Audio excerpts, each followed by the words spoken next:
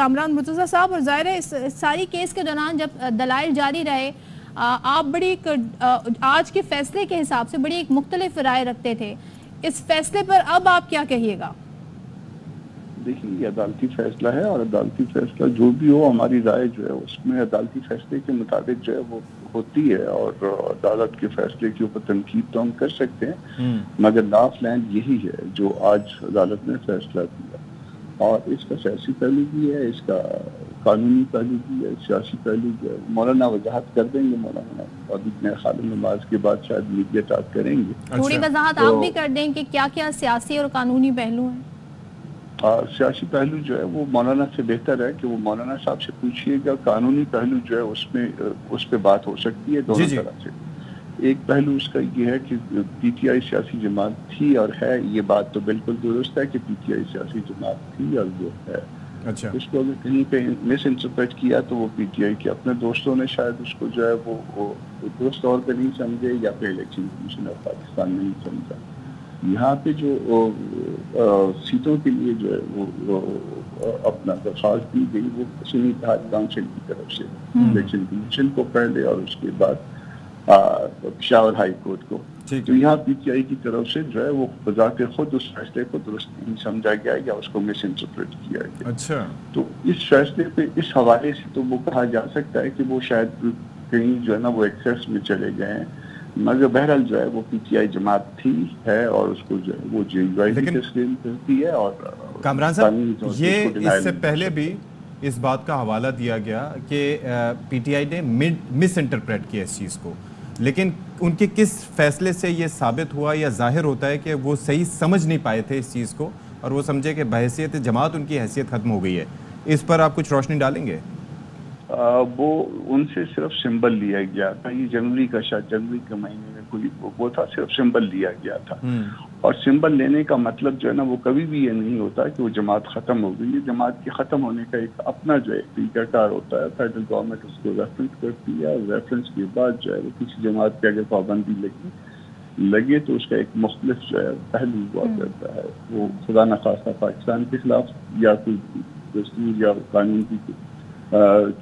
کی منشا کے خلاف جو ہے وہ کہیں پہ اگر ایکٹ کر رہی ہے، تو ایسی بات نہ تو پی ٹی آئی کے خلاف کوئی ایسا ایلیگیشن تھا اور نہ کوئی اب ہے، تو وہ انہوں نے اس کو جو اپنا قاضی فائد عیسیٰ والا فیصلہ تھا 3 ممبر بینچ کا، شاید اس کو درست طور پہ شاید فالو نہیں کیا، اسی کی جو ہے نا اس کی کلیریفیکیشن جو ہے یہاں پہ بھی آ گئی ہے، اور انہوں نے کہا کہ یہ یا الیکشن کمیشن نے درست طور پر نہیں سمجھا، مگر میں سمجھتا ہوں کہ اگر الیکشن کمیشن نے درست طور پر نہیں سمجھا تو at the same time P T I نے خود بھی اس کو درست طور پر نہیں سمجھا۔ ہمارے ساتھ ہی رہے گا، ہمیں مین وائل سینیٹر مصطفیٰ نواز کھوکھر نے بھی جوائن کر لیا ہے، ان کی طرف بھی چلتے ہیں، ان سے بھی بات کریں گے۔ مصطفیٰ نواز کھوکھر صاحب، بہت شکریہ آپ کا وقت دینے کے لیے۔ انیشیلی ظاہر ہم جاننا چاہ رہے ہیں کہ کیا اس وقت آپ کا ویو پوائنٹ ہے اس فیصلے کے حوالے سے؟ جی شکریہ۔ میرا یہ خیال ہے کہ یہ فیصلہ جمہوری عمل کی فتح ہے اس ملک میں، اور جو ایک بہت بڑی کمپلیکیشن رائز ہوئی تھی تحریک انصاف سے بلے کا نشان واپس لینے کے بعد، آج سپریم کورٹ نے واضح اکثریت کے ساتھ اس آئینی پیچیدگی کو حل کیا ہے۔ جہاں تک حکومت کا تعلق ہے تو الیکشنوں کے فوراً بعد وہ تو اس طریقے سے تحریک انصاف کے حصے کی جو نشستیں بنتی تھیں ان کو مال غنیمت سمجھ کر اس کے اوپر جھپٹ پڑے، لیکن سپریم کورٹ نے آج اس کی درستگی کی۔ میں ساتھ ہی ساتھ یہ بھی سمجھتا ہوں کہ جو پچھلے چند ماہ سے ہم نے دیکھا کہ حکومت نے جو عدلیہ کے ساتھ محاذ ارائی کھڑی کی، یہ اس محاذ ارائی کا رد عمل بھی ہے کہ ججز جس دباؤ کا شکار رہے، ہم نے اسلام آباد ہائی کورٹ کے ججز کا خط بھی دیکھا جس کے اندر انہوں نے اپنے ساتھ پیش آئے بڑے دلخراش واقعات کا ذکر کیا۔ اسی طرح پشاور ہائی کورٹ کا موقف، لاہور ہائی کورٹ کا موقف ہمارے سامنے موجود ہے۔ تو ججز نے یہ ریئیکشن، ان کو ملنے والی دھمکیاں، ان کے ساتھ کیا گیا ناروا سلوک، جھوٹے ریفرنسز، یہ اس کا بھی رد عمل ہے۔ لیکن رد عمل کے فیصلے پر اثر انداز ہو سکتا ہے؟ جی دیکھیں، میں یہ سمجھتا ہوں کہ اب اس کا ٹرکل ڈاؤن افیکٹ بھی ہونا ہے۔ جہاں پر اعلیٰ عدلیہ نے ایک بڑی واضح پوزیشن لے لی ہے دباؤ کے خلاف، محاذ ارائی کے خلاف، वहीं पर अब लोअर जुडिशरी भी अब जो हुकूमती जो हथकंडे हैं उनके सामने खड़ी हो जाएगी। और ये जो इस वक्त सुप्रीम कोर्ट का फैसला है, इसने भारत और तहरीक इंसाफ को जहां तक उनकी नशिस्तें लौटाई हैं, शायद अददी एतबार से हुकूमत के ऊपर इसका कोई असर ना पड़े, लेकिन एक बहुत बड़ी मॉरल विक्ट्री, लीगल विक्ट्री मिली है तहरीक इंसाफ को। और इसके नतीजे में हुकूमत का जो वैसे ही फॉर्म 47 के बुनियादों पर खड़ी है, उसके लिए मजीद कॉम्प्लिकेशंस अराइज होती जाए। अगर हुकूमत ने मनोआन इस फैसले को तस्लीम ना किया, मजीद महाज आराई की तरफ बढ़े, तो यही अदलिया जो इस वक्त रिएक्शन के मोड में है, इसका हदफ ये जो मुतनाज़ इलेक्शन हुए ये बन जाएंगे। और हमने देखा है कि ये फॉर्म 47 और फॉर्म 45 जब भी मांगे गए ट्रिब्यूनल्स की जानिब से,